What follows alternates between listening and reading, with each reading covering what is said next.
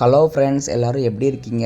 ஆக்சுவலாக என்னோடய சப்ஸ்கிரைபர் எல்லாருமே நீங்கள் சமைக்கிற வீடியோவாக ஷார்ட்ஸ் தான் போட்டீங்க, நீங்கள் வந்து ஃபுல் வீடியோ போட்டிங்கன்னா நானும் உங்களை பார்த்து சமைப்பேன் அப்படின்னு சொல்லிட்டு என்கிட்ட நிறைய பேர் கேட்டிருந்தாங்க. ஸோ அதனால் இன்றைக்கி நான் ஃபுல் வீடியோ அப்லோட் பண்ணுறேன். நான் என்னென்ன பண்ணுறேன், எவ்வளோ குவான்டிட்டி வெங்காயம், தக்காளி, இஞ்சி பூண்டு பேஸ்ட்லாம் போடுறேன் அப்படின்னு சொல்லிட்டு நீங்கள் அந்த ஃபுல் வீடியோவை பார்த்து தெரிஞ்சுக்குங்க. ஆக்சுவலாக இன்றைக்கி வந்து 3 கிலோ மட்டன் பிரியாணி, அதை சமைக்கிறதுக்கு என்னென்ன தேவை அப்படின்னு சொல்லிட்டு நான் வந்து வீடியோ ஃபுல்லாக அப்லோட் பண்ணிகிட்ருக்கேன்.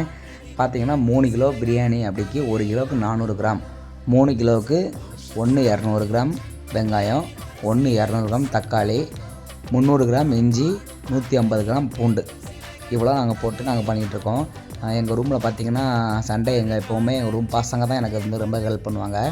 அதே மாதிரி நானும் கடவுளை கும்பிட்டுட்டு நானும் சமையல் பண்ணுறதுக்கு ஆரம்பிச்சிட்டேன். எங்கள் ரூமில் வந்து பார்த்திங்கன்னா 5 கிலோ சமைக்கிற வரைக்கும் தான் பாத்திரம் இருக்குது. பட் இன்றைக்கி ட்ரீட் வந்து 6 கிலோ. பட் இந்த 6 கிலோ சமைக்கிறதுக்கு பாத்திரம் இல்லாதனால வாடகைக்கு பாத்திரம் வாங்கி நாங்களும் சமையல் பண்ணுறதுக்கு ஸ்டார்ட் பண்ணிட்டேன். 1 கிலோ பிரியாணிக்கு பட்டை, கிராம்பு, ஏலக்காய் பார்த்திங்கன்னா 1 கிலோ பிரியாணிக்கு 10 கிராம் போடணும். நான் 3 கிலோ பிரியாணி பண்ணுறதுனால 30 கிராம் பட்டை, 30 கிராம் ஏலக்காய், 30 கிராம் கிராம்பு எல்லாம் போட்டிருக்கேன். அப்புறம் பார்த்திங்கன்னா வெங்காயம் ஆல்ரெடி சொன்ன மாதிரி 200, தக்காளி 200 இதெல்லாமே போட்டு நான் பிரியாணி பண்ண ஆரம்பிச்சிட்டேன். அப்புறமா பார்த்திங்கன்னா எல்லாருமே கேட்குறாங்க, மந்த் எண்டில் கூட நீங்கள் பிரியாணி போடுறீங்க, எப்படி உங்கள் கையில் காசு இருக்குலான்னு கேட்குறாங்க. எங்கள் டிபார்ட்மெண்ட்டில் இருக்க ஒரு 25 பேருக்குள்ள ஒரு குரூப் ஒன்று இருக்குது. அந்த 25 பேருக்கும் ஒரு பாலிசி ஒன்று இருக்குது. ஆக்சுவலாக என்னென்னு பார்த்தீங்கன்னா எல்லாருமே அவங்க பர்த்டேக்கு ட்ரீட் வைக்கணும். அதே மாதிரி வைக்கிற எல்லா ட்ரீட்லேயுமே அவங்க வந்து ஜாயின்ட் ஆகிப்பாங்க. இது என்ன ட்ரீட் அப்படின்னு சொல்லிட்டு நீங்கள் எதிர்பார்த்துட்ருப்பீங்க. இது வந்து எங்கள் டிபார்ட்மெண்ட்டில் இருக்கிற ஸ்டாஃப் எல்லாருமே ப்ரொமோஷன் வாங்கினதுக்காக ஒரு சின்ன ட்ரீட் தான் இந்த மட்டன் பிரியாணி.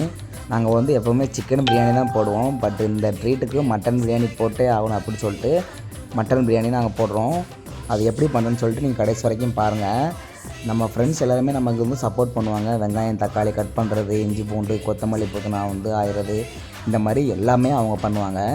அதுக்கப்புறம் சமையலை பற்றின ஒரு காமன் டிப்ஸ் என்னென்னு பார்த்தீங்கன்னா, பிரியாணி, நான்வெஜ்லாம் பண்ணும்போது வெங்காயம் வந்து நல்ல ப்ரௌனிஸ் ஆகிற வரைக்கும் நீங்கள் ஃப்ரை பண்ணிங்கன்னா அதோட டேஸ்ட் வந்து ரொம்பவே நல்லாயிருக்கும்.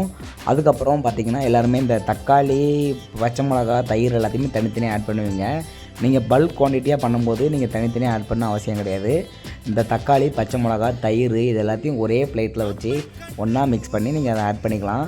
அதுவுமே ஈஸியாக பாயில் ஆயிரும். ஏன்னா அது வந்து தக்காளிங்கிறது ரொம்ப மைனூட்டாக இருக்கும், அதனால் ஈஸியாக பாயில் ஆயிரும். ஸோ நீங்கள் தனித்தனியாக போடணும்னு அவசியம் கிடையாது. அதே மாதிரி மிளகாத்தூள் பார்த்திங்கன்னா 1 கிலோவுக்கு 10 கிராம் போடணும். நீங்கள் வந்து 3 கிலோனா 30 கிராம் மிளகாத்தூள் தனியாக நீங்கள் ஆட் பண்ணி ஆகணும். அப்போ தான் காரம் கரெக்டாக இருக்கும். அதே மாதிரி உங்களுக்கு வந்து பிரியாணி வந்து மசாலா பிரியாணி வேணுமா இல்லை மைல்டாக பிரியாணி வேணுமா நீங்கள் வந்து ஃபஸ்ட்லேயே முடிவு பண்ணிக்கணும். கொஞ்சம் மசாலா ஃப்ளேவர் அதிகமாக இருக்கும்னா நீங்கள் வந்து மட்டன் மசாலா வந்து ஒரு 2 பாக்கெட் ஆட் பண்ணிக்கலாம். பட் எனக்கு மைல்டாக போதும் அப்படின்னு சொன்னிங்கன்னா நீங்கள் வந்து மிளகாத்தூள் மட்டும் ஆட் பண்ணிக்கலாம். அந்த எக்ஸ்ட்ரா மசாலா எதுவும் தேவையில்லை. நீங்கள் வெறும் மிளகாத்தூள் போட்டு பண்ணாலே டேஸ்ட் உண்மையில் நல்லாயிருக்கும். நீங்கள் எந்த மாதிரி பிரியாணி வேணும் அப்படின்னு சொல்லிட்டு நீங்களே டிசைட் பண்ணிக்கோங்க. சிக்கன் பிரியாணினா சிக்கன் மசாலா நீங்கள் ஆட் பண்ணிக்கலாம். மட்டன் பிரியாணி அப்படின்னா சக்தியில் மட்டன் மசாலா நீங்கள் ஆட் பண்ணிக்கலாம். அதுக்கப்புறம் பார்த்திங்கன்னா எங்களுக்கு பசிக்கவும் ஆரம்பிச்சிட்டு சரி நாங்களுமே ஒரு 2 சிக்கன் ரைஸ் வாங்கி எல்லாருமே சாப்பிட ஆரம்பிச்சிட்டோம். மட்டன் வேகிறதுக்கு வந்து ஒரு 25 நிமிஷம் ஆகும். நீங்கள் வந்து எக்காரணத்துக்கு கொண்டு குக்கரில் போட்டு நீங்கள் மட்டனை வேக விட்டு நீங்கள் போட்டிங்கன்னா டேஸ்ட் வராது. ஒரே பாயிலில் மட்டனை வேக வைங்க. சிக்கன் வேகிறதுக்கு 10 நிமிஷம் அப்படின்னா ஒரு 25 நிமிஷம் எக்ஸ்ட்ரா ஆகும். நீங்கள் அதே மாதிரியே நீங்கள் ஒரே தம்மில் வேக வச்சிங்கன்னா தான் மட்டன் அந்த ஃப்ளேவர் வந்து நல்லா ரைஸில் இறங்கும். ரைஸை வந்து நீங்கள் வெங்காயம், தக்காளி போட்டு வதக்கிறதுக்கு முன்னாடியே ஒரு 1/2 hour வந்து இந்த ரைஸை ஊற வச்சுக்கணும். அதுக்கப்புறம் முக்கியமாக எங்கிட்ட என்னோடய சப்ஸ்கிரைபர்லாம் கேட்குற ஒரே கொஸ்டின் என்னென்னு பார்த்தீங்கன்னா, தண்ணி அளவு நீங்கள் கரெக்டாக சொல்லுங்கள், எனக்கு வந்து நான் பண்ணால் குழஞ்சிருது அப்படிலாம் சொன்னீங்க. ஆக்சுவலாக 1 கிளாஸ் அரிசிக்கு 1.5 கிளாஸ் தண்ணி தான் நான் வைப்பேன் எப்போவுமே. அதே மாதிரி அந்த மாதிரி நீங்கள் வைக்கணும் அப்படின்னா ரைஸை வந்து ஒரு 1/2 hour ஊற வைக்கணும். நீங்கள் ரைஸை வந்து ஃபைனலாக நீங்கள் கழுவி போடுற மாதிரி இருந்தால் 1 கிளாஸ் அரிசிக்கு 1.5 கிளாஸ் தண்ணி வந்து வேகாது. ஒரு 1/2 hour ரைஸை வந்து நீங்கள் ஊற வச்சிட்டிங்க அப்படின்னா 1 கிளாஸ் அரிசிக்கு 1.5 கிளாஸ் கரெக்டாக இருக்கும். அதனால் நீங்கள் எப்போவுமே பிரியாணி பண்ணும்போது இந்த ப்ரொசீஜரை ஃபாலோ பண்ணிக்கோங்க. அப்போ தான் பாசுமதி ரைஸ் வந்து ஒன்றுக்கு ஒன்று ஒட்டாமல் வந்து லென்த்தியாக சூப்பராக இருக்கும். நானும் அதே குவான்டிட்டிலாம் வச்சேன். பாருங்கள் ரைஸ் ஒன்றுக்கு ஒன்று எப்படி இருக்குதுன்னு சொல்லிவிட்டு நீங்களும் கண்டிப்பாக இதே மாதிரி குவான்டிட்டி வச்சு ட்ரை பண்ணிவிட்டு ரிசல்ட் எப்படி வந்துன்னு சொல்லிட்டு மறக்காமல் கமெண்டில் சொல்லுங்கள். மட்டனுமே உண்மையில் சூப்பராக வந்துருந்துச்சு. அதே மாதிரி பார்த்திங்கன்னா இன்னொரு டிப்ஸ் உங்களுக்கு. ஆக்சுவலாக நீங்கள் வந்து ரைஸ் போடுறதுக்கு முன்னாடி அந்த கிரேவியை வந்து லைட்டாக வந்து உப்பு செக் பண்ணியிருக்கணும். அந்த உப்பு செக் பண்ணும்போது அந்த உப்பு வந்து லைட்டாக உங்களுக்கு தொண்டைக்கு கரிக்கிற மாதிரி இருக்கணும். கொஞ்சம் உப்பு அதிகமாகிடுச்சே அப்படின்னு நீங்கள் ஃபீல் பண்ணுற மாதிரி இருந்தால் மட்டும்தான் ரைஸ் நீங்கள் போட்டு தம் போடும்போது ரைஸ்லேயும் உப்பு கரெக்டாக ஈக்குவலாக பிடிக்கும். நீங்கள் வந்து கிரேவியை நீங்கள் டேஸ்ட் பார்க்கும்போது உப்பு அதில் கரெக்டாக இருந்துச்சுன்னா நீங்கள் ரைஸ் போட்டு வடிக்கும்போது ரைஸில் உப்பு கம்மியாகிடும். உப்பு கம்மியாகிடுச்சுன்னா ஓவராலாகவே பிரியாணி டேஸ்ட்டே இருக்காது. ஸோ நீங்கள் வந்து அந்த கிரேவியை டேஸ்ட் பண்ணும்போது உப்பு ஒரு படி தூக்கலாக இருக்கணும். ஐயோ உப்பு அதிகமாகிடுச்சே அப்படின்னு நீங்கள் ஃபீல் பண்ணுற மாதிரி இருந்தால் மட்டும்தான் அந்த பிரியாணியோட உப்பு காரம் எல்லாமே கரெக்டாக இருக்கும். ஸோ இதை மட்டும் நீங்கள் கரெக்டாக ஃபாலோ பண்ணிக்கோங்க. அதுக்கப்புறம் எங்கள் கம்பெனிலேருந்து எல்லாமே ஷிஃப்ட்டை முடிச்சுட்டு நம்ம ரூமுக்கு டேரெக்டாக வந்துட்டாங்க. நானுமே பிளேட் அடித்து கொடுக்க ஆரம்பிச்சிட்டேன். உண்மையிலே யாருமே நெகட்டிவ் கமெண்ட் சொல்லவே இல்லை. நான் இது வரைக்கும் பண்ணதில் one of the best mutton பிரியாணினா இதுதான் சொல்லுவேன். நான் லாஸ்ட் டைமு ஜீரக சம்பாவில் மட்டன் பிரியாணி போட்டிருந்தேன். பட் அதை கம்பேர் பண்ணும்போது இந்த மசாலா பிரியாணி உண்மையிலே டேஸ்ட் வேறு லெவலில் இருந்துச்சு. கிட்டத்தட்ட ஒரு 30 பேர் 28 பேர் சாப்பிட்ருப்பாங்க இந்த பிரியாணியை. எல்லாருமே என்ன நல்லாயிருக்கு, நீ ஒரு கடையை ஓப்பன் பண்ணிக்கலாம், அந்தளவுக்கு டேலண்ட் இருக்குது அப்படிலாம் என்னை வந்து ரொம்ப பாராட்டாங்க. எனக்கு உண்மையிலே ரொம்ப ஹாப்பியாக இருந்துச்சு. காலையில் 10 மணிக்கே நான் வந்து பிரியாணி பண்ணதுக்கு ஸ்டார்ட் பண்ணிட்டேன். நான் என்னென்ன பண்ணேன்னு பார்த்தீங்கன்னா 3 kilo mutton biryani, 2 kilo chicken honey pepper fry, அப்புறமா தயிர் பச்சடி, எக்கு இவ்வளவும் நான் பண்ணினேன். அப்புறம் கேசரியும் பண்ணேன். அதெல்லாம் நான் வீடியோ எடுக்கலை. என்னோடய டீமில் இருக்க ஒரு 15 பேர்த்துக்கு மேரேஜ் ஆயிடுச்சு. அந்த மேரேஜ் ஆன பீப்புள் எல்லாருமே நான் சீக்கிரம் கிளம்பணுன்னு சொல்லிட்டு அவங்க சாப்பிட்டுட்டு கிளம்பிட்டாங்க. மிச்சம் இருக்கிற எல்லாருமே மொட்டை மாடி கூட்டிகிட்டு போய் அங்கே ஒரு பெரிய வாழை இலையை போட்டு அந்த பிரியாணியை போட்டு சாப்பிட்டோம். உண்மையிலே டேஸ்ட் வேறு லெவலில் இருந்துச்சு.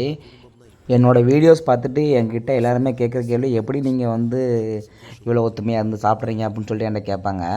அதுக்கு எல்லாத்துக்குமே என் கூட ஒர்க் பண்ணுற என்னோடய சீனியர்ஸ் அண்ட் ஜூனியர்ஸ் எல்லாருமே ஒரு காரணம் தான். ஏன்னு பார்த்தீங்கன்னா ஏதாச்சும் ஒரு ட்ரீட் அப்படின்னா எவ்வளோ ஆகும்னு என்கிட்ட கேட்பாங்க.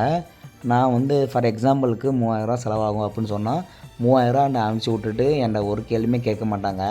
என் மேலே அவ்வளோ நம்பிக்கை வச்சு என்கிட்ட அமௌண்ட்டு கொடுத்து இதை ரெடி பண்ண சொல்கிறாங்க. நான் அவங்களுக்கு எப்போவுமே உண்மையாக இருப்பேன்.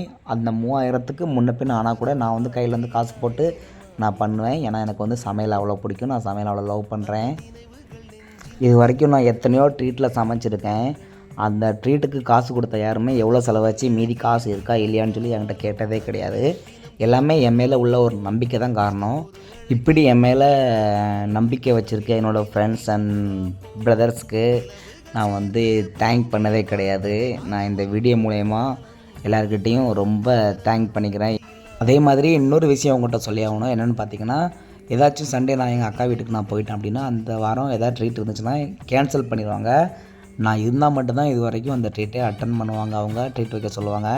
நான் ஏதாச்சும் பர்சனல் இஷ்யூவில் ஊருக்கு போயிட்டேன் இல்லை எங்கள் அக்கா வீட்டுக்கு போயிட்டேன் அப்படின்னா அந்த வாரம் அந்த ட்ரீட்டே இருக்காது. ஏன்னா என் மேலே அவ்வளோ ஒரு நம்பிக்கை, பாஸ்கர் இருந்தால் கரெக்டாக எல்லாமே பண்ணுவோம் அப்படின்னு சொல்லிட்டு. எல்லாத்துக்குமே தேங்க்யூ ஸோ மச். இவ்வளோ கஷ்டப்பட்டு எடிட் பண்ணி வீடியோ எடுத்து போடுற எனக்காக நீங்கள் ஒரு லைக் அண்ட் சப்ஸ்கிரைப் பண்ணிவிட்டு போனீங்கன்னா எனக்கும் ஹாப்பியாக இருக்கும். இந்த வீடியோ பார்த்துட்டு நிறைய பேர் சப்ஸ்கிரைப் பண்ணுவீங்க, ஷேர் பண்ணுவீங்க அப்படின்னு சொல்லிட்டு நான் நம்புகிறேன். அதுக்கப்புறம் வேறு ஏதாச்சும் உங்களுக்கு ரெசிபி வேணும், ஏதாச்சும் பேச்சுலர் சமையல் அந்த மாதிரி வேணும் அப்படின்னு நீங்கள் என்கிட்ட கேட்டிங்கன்னா மறக்காமல் கமெண்ட் பண்ணுங்கள். ஃபைனலாக என்னோடய சப்ஸ்கிரைபர், என்னோடய பிரதர், அப்புறம் எனக்கு பாத்திரம் வாடகைக்கு வாங்கி கொடுத்த அந்த அண்ணனுக்குமே ஒரு பார்சல் பிரியாணி கொண்டு கொடுத்தேன். அவருமே சாப்பிட்டு டேஸ்ட் நல்லாயிருக்குன்னு சொன்னார். Okay guys, thank you so much, love you all.